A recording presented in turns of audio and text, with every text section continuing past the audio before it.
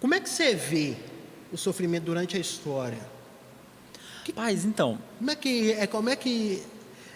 Como você disse, é um nível de sofrimento diferente do sim, outro. em cada caso Cada tem caso é um um sofrimento, caso. é.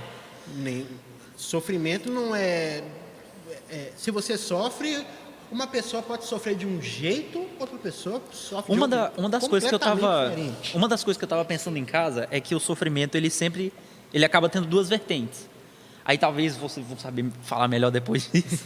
Mas eu vejo que o sofrimento ele tem duas vertentes. Ou ele, como se fosse uma moeda, ou ele leva para um lado que vai te ensinar alguma coisa, ou ele leva você para um lado em que você vai Afundar, literalmente. afundar tudo.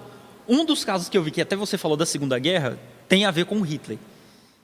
Que no final da Segunda Guerra, um dos motivos dele ter feito o que ele fez com os judeus, dele ter se aliado com a Rússia e depois ter traído a Rússia e aí atacado ela, tem a ver com algo que tinha acontecido na Alemanha no final da Primeira Guerra.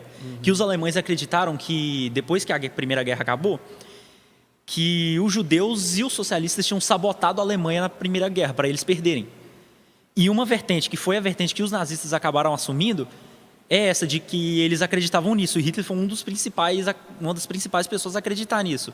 Por isso que ele fez o que ele fez com os judeus e com o alemão, com o judeu e com o russo, traindo o russo, o que ele fez com os judeus. Foi porque ele, depois que ele pegou as dores da Alemanha, de ter perdido, de ter acreditado nisso, ele acabou sofrendo por isso. Em vez dele tentar aprender com isso para fazer alguma outra coisa, ele foi para o lado da vingança, foi para o lado para se vingar do mundo, do que o mundo tinha feito com a Alemanha, e para se vingar de judeu e dos socialistas do que ele acreditava que eles tinham feito. Tanto que durante até a Segunda Guerra, inclusive durante a Segunda Guerra, que a gente vê o outro lado da moeda, que é o lado dos judeus, que é o lado de que eles aprenderam coisas com isso, e depois da Segunda Guerra os judeus conseguiram se recuperar de uma forma absurda. Durante a Segunda Guerra, 2/3 dos judeus morreram, 5 milhões de judeus morreram durante a Segunda Guerra. E eles conseguiram, depois da Segunda Guerra, mesmo tendo morrido 2/3 da população deles, eles conseguiram se reerguer de uma forma muito absurda na história. Aí a gente consegue pegar os dois lados da moeda, de um povo que sofreu horrores com a guerra e conseguiu se reerguer dela, aprendendo coisas com ela, e de um cara que ele não conseguiu aprender nada com o que ele sofreu e só afundou e levou gente junto com ele. E é interessante, falando de Hitler, que os padrões de comportamento de Hitler totalmente voltados para si mesmo, né? Então, Sim. sempre quando ele se sentia contrariado, ele fazia alguma coisa totalmente disfuncional.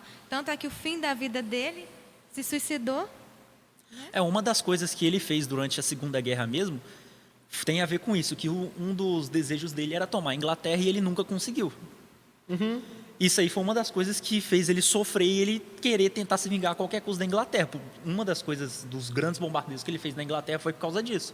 Já que eu não posso dominar o país, eu vou destruir tudo.